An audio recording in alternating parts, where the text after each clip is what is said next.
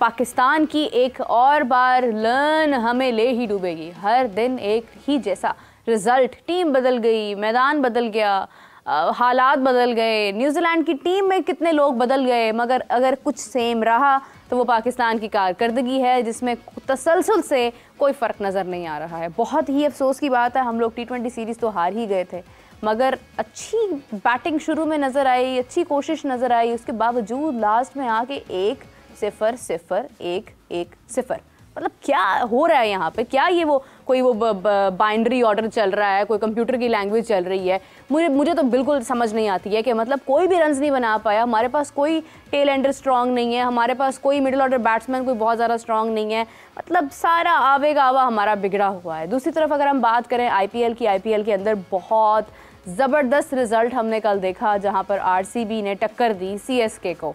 यानी एक तरफ जहां विराट कोहली खेल रहे थे, दूसरी तरफ महेंद्र सिंह धोनी खेल रहे थे, और क्या ज़बरदस्त इनिंग्स खेली उन्होंने। उसके बावजूद जो है वो विराट कोहली बाजी ले गए, यानी आरसीबी मैच जीत गया।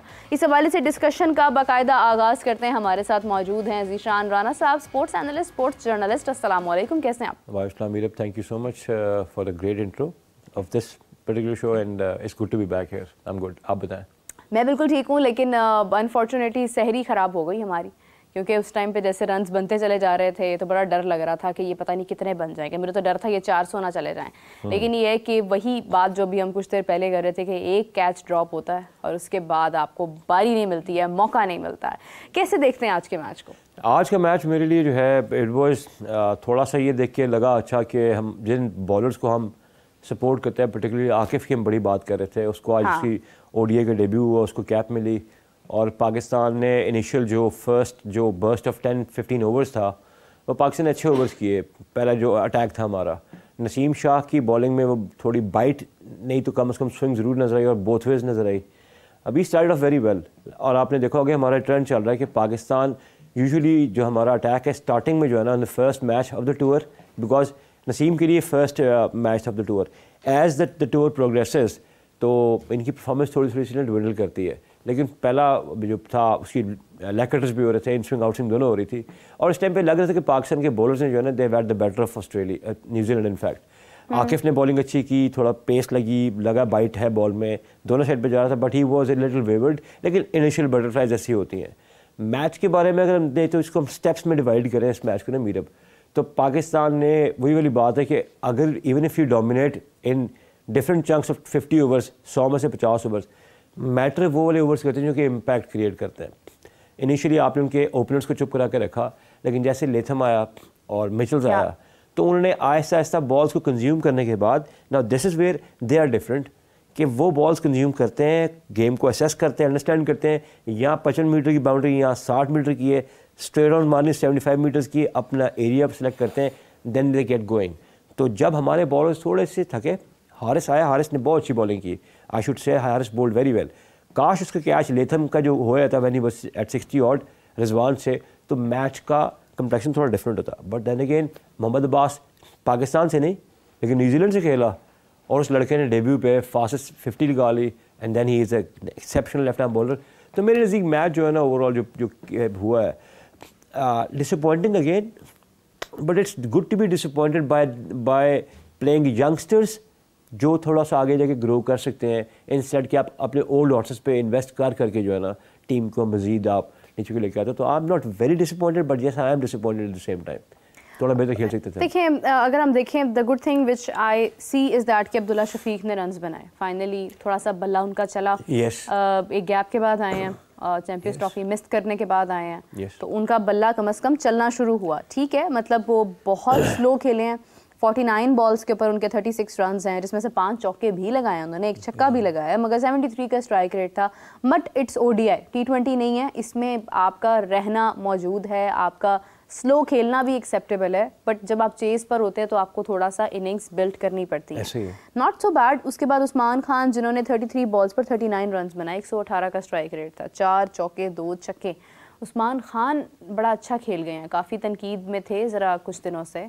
मेरे इसके ऊपर ना एक स्टैंड से मैं आपको बताता हूँ, जो ओडीआई जो है ना, ओडीआई वो बंदा अच्छा खेल सकता है जिसकी longer version of the game में जो है ना उसकी एप्लीकेशन टेक्निक अच्छी होती है। मैं 50 ओवर्स के मैचेस को हमेशा ना लेता हूँ, it's like a hurdle. 100 metre की स्प्रिंट होती है पहले 10 ओवर, फिर ये 30 ओवर है ना, that is like a rally race. 300, 400, 500 metre की रेस है जिसमें आपने रैली पकड़ के अगले को पकड़ाना है। उसके आखिरी 10 ओवर्स फिर इज ए 100 मीटर हर्डल। शुरू में स्प्रिंट और एंड में स्प्रिंट आपको चाहिए होती है। ओपनर अच्छा आपको दें और आप इनिंग्स को अच्छा फिनिश करें, just like New Zealand did. Usman Khan के बारे में अगर मैं कहूँ, स्ट्राइक रेट उसका सही था, लेकिन इस मैच में हमें ओपनर से चाहिए क्या था? ओपनर से हमें चाहिए था कि जो पावर प्ले था ना उसको आप अच्छा यूटिलाइज़ करते। अब्दुल्ला शफीक और उस्मान दोनों ने बॉडी से अवे ज़्यादा खेला। Yes, it was the requirement of the time, because 344 run chase करने हैं, you not batting first, you batting second, तो दोनों ने अपने पॉइंट को प्रूव करना था। I am sure with as the tournament progresses थोड़ा सा उनको अपनी ऑफ स्टंप का आइडिया बेहतर हो जाए तो definitely they can add value. Usman को इतना अरसे से आप कैरी करा रहे हैं अपने टूरिंग साइड पे, फर्स्ट टाइम है कि उसको आपने जो है ना मौका दिया है। 13 लिस्ट मैचेस माइंड यू खेले हैं, बहुत कम लिस्ट मैचेस खेला वो लड़का। और Abdullah Shafique, we know how good of a stroke maker he is. अगर अब्दुल्ला शफीक थोड़ा सा अपनी फील लेता है ना, उसको भी कहा जाए यार तुम हमारी टीम के साथ रहोगे, हालांकि he hasn't done anything to be back at the side, but he is a lovely stroke maker, तो ऐसे प्लेयर सही है। लेकिन जब अपने ऑफ स्टंप पे शोर हो जाएंगे ना, तो विल ओरोक हो, यू नो, मोस्ट फेवरेट, या फिर कोई भी बॉलर हो, तो फिर देखें अप द एंटी। लेकिन अभी के लिए आई वुड से कि थोड़ा और चाहिए हमें परफॉर्मेंस में इनकी बेहतरी। या एग्जैक्टली, बाबर आजम की बात करते हैं। 78 runs on 83 balls, 5 4s, 3 6s, 93 strike rate. उसमें स्ट्राइक रेट जो है ना, मैं बाबर को उसमें बिल्कुल लेवरेज देता हूँ इस इनिंग्स में, बिकॉज 93 का स्ट्राइक रेट जो है ना, that's fine, even if you do 88 का strike rate, but Babar should not have lost his wicket. Cricket है, एक विकेट बॉल पे आप आउट हो सकते हैं, कुछ भी है। बाबर ने वो सब कुछ कंस्ट्रक्ट कर लिया था कि उसके इर्द गिर्द लोगों को भी ठहरना था ना। अब अगर इर्द गिर्द लोग नहीं ठहर रहे होंगे तो इसमें Babar can do till this much, but he should not have got out. मुझे उसके स्ट्रोक्स अच्छे लगे, कुछ पुराने लगे, कवर ड्राइव्स अच्छे मारे उसने, and I think also he is here to prove a point. अब उसके इर्द गिर्द टीम ने कैसे खड़ा होना है और उसने खुद से कैसे इंश्योर करना है कि not being the captain but still lead the pack, ये अभी तक जो है ना हमें, जैसे भी सीरीज़ आगे जाती है, कुछ पॉजिटिव्स हैं सीरीज़ में, लेकिन आई थिंक कि जब आप इतने आगे आ चुके होते हैं ना, then you should convert that into a century और इर्द गिर्द लोगों को खिलाएं। अब मैं से चैपमैन की एक्सपेक्ट नहीं करता चैपमैन बन जाए या वो मिशेल्स बन जाए, वो केन विलियमसन ज़रूर बन सकता है। असल में ये है कि, सॉरी टू इंटरप्ट यू, लेकिन ये है कि जब एक प्लेयर यहाँ तक पहुँच जाता है कि वो 70 रन्स बना ले, जी, तो उस वक्त उसको ना बॉल एक नज़र आना शुरू हो जाता है, उसके लिए प्रॉब्लम नहीं होती है वो बॉल को हिट करना, शॉट्स ढूंढना, गैप्स ढूंढना, उसके लिए वो मसला नहीं रहता है। बाबर का कंसिस्टेंटली ये भी प्रॉब्लम है कि या तो वो रन्स नहीं बना पाते हैं, या अगर वो अच्छे रन्स बना रहे होते हैं तो वो खुद घबरा जाते हैं, वो कॉन्फिडेंस लैक कर जाता है। वो जो शॉट्स मारने का जो वक्त होता है ना, असल में जो सेंचुरी के करीब जाने का वक्त होता है, इट्स नॉट अबाउट कि हमें बाबर की सेंचुरी चाहिए। बाबर की सेंचुरी करने का हमें ये फायदा होगा कि वो शुरू में अच्छे रन्स बन जाएंगे, और हमें बाद में वो प्रॉब्लम नहीं आएगी अगर लास्ट में कोई नहीं भी अगर बैटिंग अच्छी कर पाता तो कम से कम शुरू में हमारे पास एक अच्छा मार्जिन होगा। तो बाबर जिस नंबर पर आते हैं उस नंबर पर अगर हमें सेंचुरीज मिल जाती हैं तो दैट विल बी गुड। तो ये एक प्रॉब्लम है कि बाबर को उस वक्त जो है ना वो कॉन्फिडेंस एकदम से डैम्पन हो जाता है बाबर का, जिस वजह से वो आउट हो जाते हैं। अच्छा, मेरे आई थिंक ये कॉन्फिडेंस आपने एक वर्ड बड़ा शरीर की कॉन्सेंट्रेशन, वो उसका लैप्स हो जाता है बाबर को। हाँ, और ये एक प्रॉपर, इस पे ये एक प्रॉपर साइंस है कि हाउ टू इंश्योर कि आपका जो है ना, आपका स्पैन ऑफ अटेंशन जो है वो मैच के ऊपर कायम रहे, और आपने चंक्स में मैचेस को देखना है।